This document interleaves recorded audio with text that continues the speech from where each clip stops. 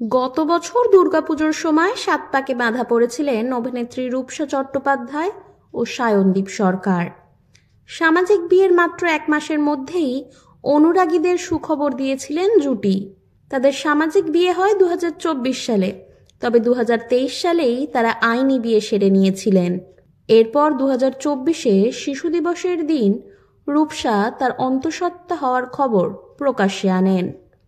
চলতি বছর 26শে জানুয়ারি রূপসা চট্টোপাধ্যায়ের কোল আলো করে আসে তার পুত্র সন্তান।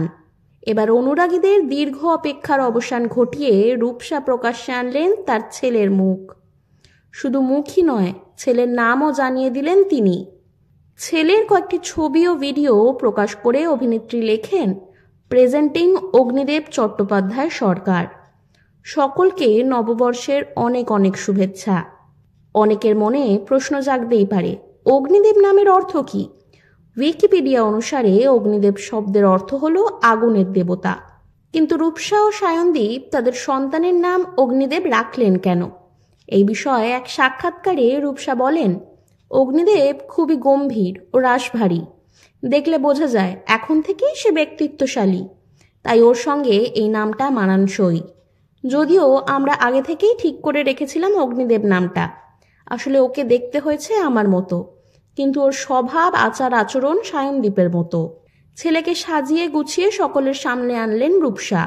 সাদা রঙের উপর সুতোর কাজ করা ধুতি পাঞ্জাবি পরনে ছিল ছোট্ট অগ্নিদেব। মাথার চুলে আবার স্পাইক করে দিয়েছিলেন মা নিজেই।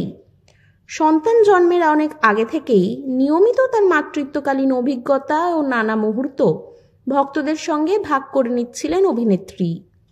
সোশ্যাল মিডিয়ায় ভাগ করে নেওয়া ছবিগুলিতে কোথাও ছোট্ট অগ্নিদেবকে একা দেখা গিয়েছে, আবার কখনো আদর খেতে দেখা গেছে রূপসার মা বাবা অর্থাৎ অগ্নিদেবের দিদা দাদুর কোলে।